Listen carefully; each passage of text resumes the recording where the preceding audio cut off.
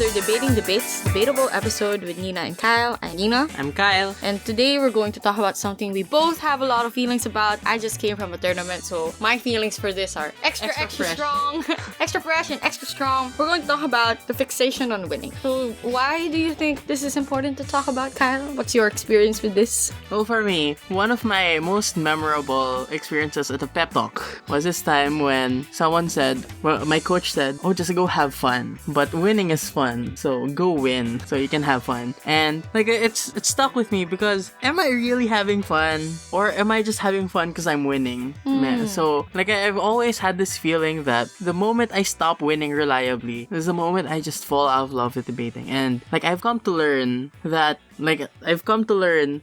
that's not the way that I think it's supposed to be, at least personally, because it's not something that you can control. Like, you can't control how others will see you, you can't control how others will make their speeches, but what you can control is how well you speak and the things that you say. So, I personally have a lot of feelings about how much fun in debating that we ascribe to winning. For me, it's because I guess I'm a bit more active in the circuit than Kyle is in general. And I get to see how competition and the strive to win brings out both the best and the worst in people. So I love debate. I love the fact that there's a winning aspect to it. But I also don't like what it does to people. I also don't like what it did to me at one point. So a lot of this episode will also be a bit of self-reflection as to what we've done because of wanting to win, what we see other people do. This is therapy. This is therapy. It's therapy. And basically what we think the mindset should be. Obviously, we're not ascribing that we're the experts on this, but I guess we do have a lot of experience we wish to share.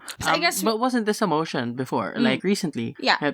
This house regrets the fixation on winning debates. Yeah. Yeah, so that was my motion in a recent tournament in Asia. So it was Asia Debate Open. It was in Guangzhou. And we had this in the finals. And it was a controversial motion because you don't see a lot of debates where you're forced to talk about yourself, right? And I feel like a lot of debaters were put on the spot having to defend their strive to win or defend the bad things they've done because of winning. And it was just really, really fun to watch. Well, I think, in general, that it is so much more difficult to sort of examine yourself than it is to examine, like, things that you can easily read about. That's true. Yeah, so I think that's the reason why it is so easy to get uncomfortable in those kinds of debates. Alright, so I want to divide this sort of ranty episode into 5 parts. Basically, how does the fixation on winning affect 1, how we debate, 2, how we judge and how we train our judges, 3, how we treat our judges and score them, 4, how we view other debaters and what the debate community now looks like because of this culture of competition, and lastly, how we treat ourselves, which I think is kind of important because like a mental health sort of angle. Yeah,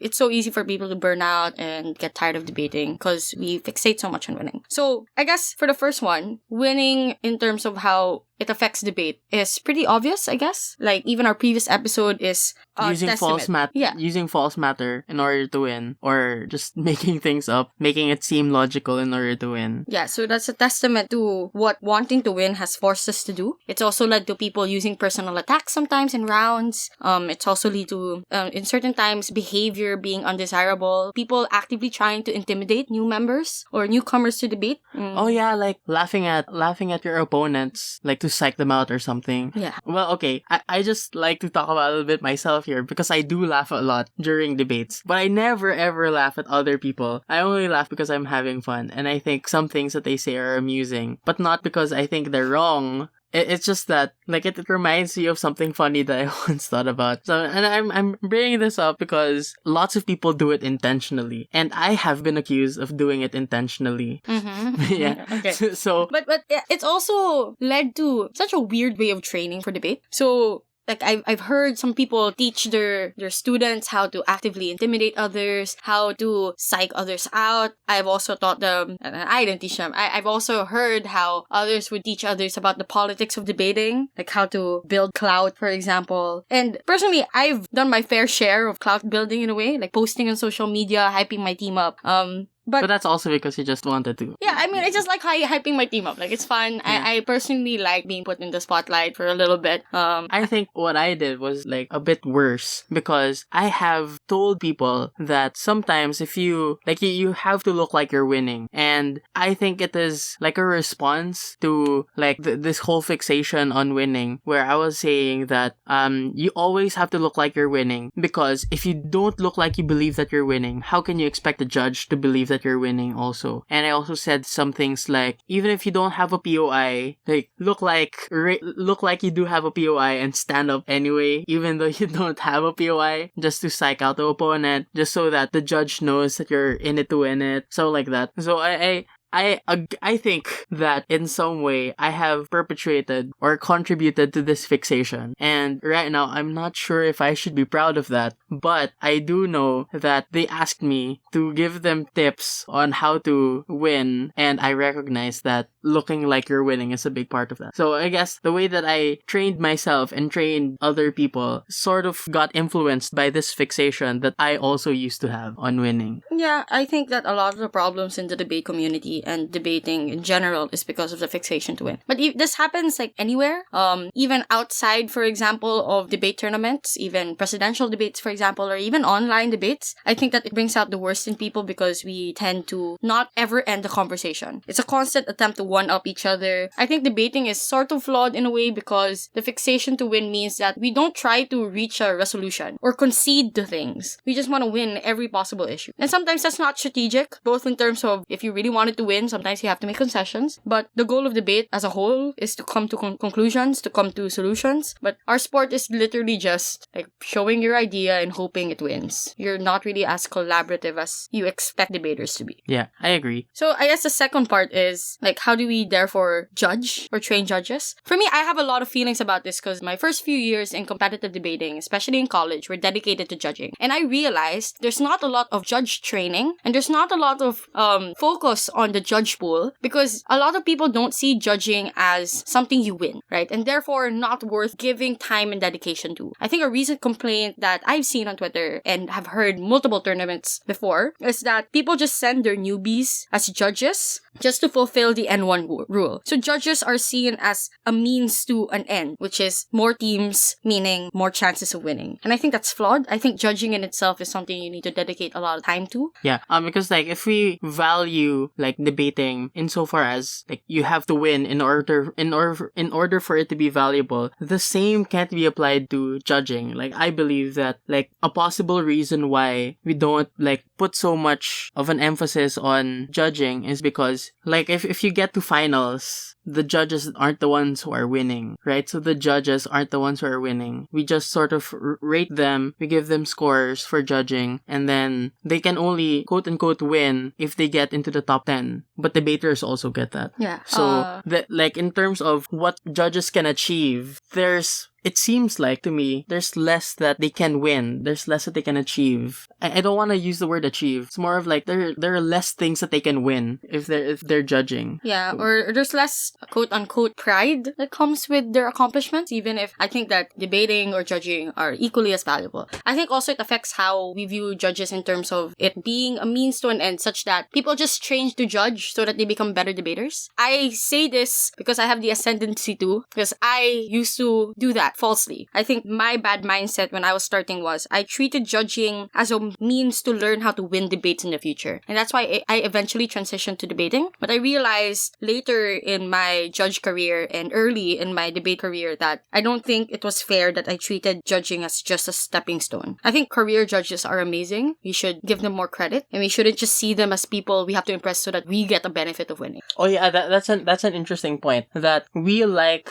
good judges because they make us feel good about winning or make us feel good about not winning. So even if we treat judges nicely or we appreciate judges, it always goes back to the fixation on winning debates as debaters because they satisfy our fixation regardless of whether or not we win or lose. Okay, but that's assuming we don't actually see judging as something to win. How we train judges also gets affected. I think that we've been training them wrongly. For example, if we do believe that judging is something we win, we've been telling our judges how to kiss up the debaters, how to make debaters feel good, how to make sure sure that the losing team feels good about themselves. Yeah, the compliment sandwich, right? You give a compliment and then you give the criticism and then you end it with another compliment. Yeah. So I personally do that because I do see merit in a lot of the arguments that losing teams do, but I've noticed that some people just do it because their end goal is to get good scores. So the feedback they give to debaters isn't any more reflective of what the debaters need, but it's reflective of what the judge think is going to get them a high score. So even that ends up affecting how we judge. So I think both sides of judging and debating and the whole sport in general ends up becoming kind of flawed because of all of these attempts. But I'm not saying that the fixation of winning has not done anything good, of course. I think for debating, it has made people strive more. I think if we didn't win, not a lot of people would be as competitive or as active in the debate circuit as they are now. Yeah. So I think a balance here is what is the healthy way to treat winning such that you don't lose competition, you don't lose the competitive atmosphere, but at the same time you don't become a douche, right? Or you don't do things that will be bad for your mental health or derogate other people's value just because they don't win as much as would be acceptable for a successful career. Alright, so perfect transition since we're talking about people who've been douches. The third part is how winning and wanting to win has affected how we treat judges. I think right now it's so sad that looking at the recent tabs, so many judges get ones that I feel are undeserved or low scores that I feel are due to the fact of people's bitterness more than it is an actual criticism. So I think that the fixation on winning makes people inherently a little bit more selfish. They will grade judges low because they personally disagree and do not want to hear these people's opinions, or sometimes the worst case, people get bitter and don't want to see these judges again because they believe that they can't ever impress them. Yeah. I think because you're so fixated on winning and you already have this justification in your head as to why you should win, then any other explanation, any other way of seeing the debate, is more likely to be seen as invalid to you. And that's a big problem because judges and their oral adjudications are more likely to be treated unfairly just because they don't cater to a person's particular personal viewpoint on the debate. And this is exactly the reason why in the judge feedback form there are certain questions that they ask. Did you agree with the decision and do you agree with the justification? Because you could personally disagree with the decision, but you could see why the justification could be valid. Yeah. So there's a reason why those two questions are separate from one another in the there's a reason why those two questions are separate from one another in the feedback form. I think it also affected how we treat judges in terms of encouraging them. I think it's sad that judges are afraid of judging the top rooms now because they know they have a bigger chance of messing up or getting a low score because people in the top room are usually the ones who are most competitive. Oh yeah, that is extremely sad. I think that as a judge, I look forward to judging really good rooms because that's where I learn a lot. That's where I get to see really good debaters. That's where I get the privilege of being able to decide and weigh their ideas. But right now, I think that being put, for example, in a top room or even a bubble room becomes a curse. Yeah, no, I feel that. I do feel that because I have been put in bubble rooms and I feel like I wasn't properly appreciated because everyone just wanted to win. Yeah. So I was thinking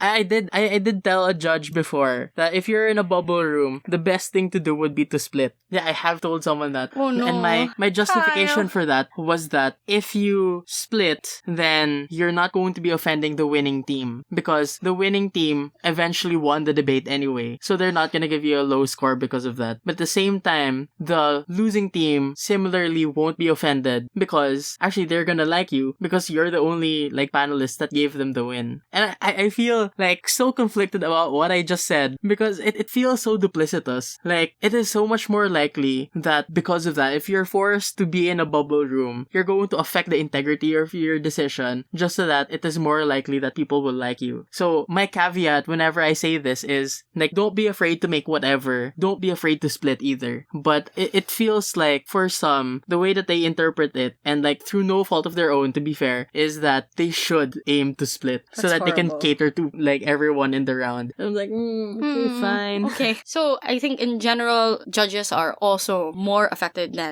by this fixation than debaters are. I'm not saying it's not as bad for debaters. Anyway, I think it also affects, fourthly, how we view other debaters. I think the atmosphere, as much as it's good and as much as I love everyone in the debate community because we're all progressive, sometimes you can't help but have tensions with certain institutions or even certain debaters because you see them as competition as opposed to someone you can learn from. And I know healthy competition is good, but sometimes it can lead to people taking it personally or affecting, for example, friendships. I've seen a lot of friendships break down because they gave the other person a loss or because they don't agree with the same call. But in the end, I think personally, debating with good people should not be seen as like just purely competitive, but also something to learn from, something educational. I personally love being in the top room, even if I mess up a lot, is because I leave the room having learned something from my opponents. And I think that can be beneficial in two ways. Like, I think it improves my own mindset of the world and my debating, but also because of the fixation of winning, you can use it for future rounds. Yes, I have been able to use it for future rounds, but sometimes as well, it's become kind of bad because I sometimes deliberately watch people so I know how to beat them instead of learning from them. Yeah, no, that's I learned to defeat them. It's so sad, and I hate admitting it, but that's just what debating has done, you know? But I think that's something that's common in a lot of sports, really. So like in boxing, they watch videos of their upcoming opponents fighting others. Like, oh, there's a tell here. That's true. Like and like sports in general. Like if you're a volleyball player, it is always recommended that you watch your like opponent in one of their games. Yeah, but I guess like in Haikyuu. in debating though in specific, it becomes kind of sadder in my opinion because isn't it actively contradictory to what debating is supposed to be? Debating is supposed to be about learning more, about finding solutions for problems. But instead, aren't we actively trying to make more problems so that we have more things to win? I think it's sad. I understand. So the last thing that you want to talk about is how this fixation affects how we treat ourselves, and this is where I think this is the most personal thing that we've ever talked about in this podcast. Yeah, because it hits really close to home. So I've personally been in 8 grand finals, and I've lost 8 grand finals. I've won fewer grand finals than I've been in, and what usually happens after I lose is I spiral. I think that I doubt my worth. I end up, for example, wanting to quit debate. I end up questioning whether I'm still having fun, which I feel like right now, since I'm in a good mood, was really, really stupid of me to think. But I can't help it because I've been taught how to win and people pressure you. I mean, it's not anyone's fault, but naturally in this community, if you're UPDA, for example, or any A team, or any team actually, if you're competing and you have a shot winning and you're like, everyone has their eye on you, there's a lot of pressure you put on yourself unnecessarily. And it leads to people quitting early or taking long breaks or deliberately ending up hating the sport. Yeah. Well, in my case, what happened to me was I've been debating for nearly a decade, yet I've never won a tournament. Well, partly because I haven't joined as many tournaments as you have, but I've never won anything. And I used to be like extremely insecure about that fact. Like, for the longest time, all I really wanted was to win a tournament, like any tournament. But I couldn't even get that. And I was like, man, am I even a good debater? Like, if I can't win anything? Yeah, so I think for even your idols, you know, they feel all these insecurities, all these anxieties because of this fixation. And I would also like to talk about people who aren't as successful. I mean, I don't personally think that I'm that successful, but people who aren't that successful, even in comparison to me, I have seen so many people who, because they don't win so much, they don't feel like, even if they debate a lot, that they're going to achieve anything. And as a result, they don't put in effort into training either. So if you're in a debate society and you've always been in the lower teams, quote unquote lower teams, I've seen so many instances where they sort of give up on trying to beat their top team or like do better because they feel like, oh, we can just rely on like our more successful debaters who win more often. And it's sad. I think it's personally sad how I've seen it manifest in all levels, regardless of skill. I think the fixation of winning has just become rather crippling for others. The solution here though is to change that. I think at first Kyle and I were very destructive about our wanting to win, but we managed to change that upon our like third tournament because we realized like if we kept going, we'd drown ourselves in alcohol eventually. But we started enjoying debate even if we weren't winning because we decided that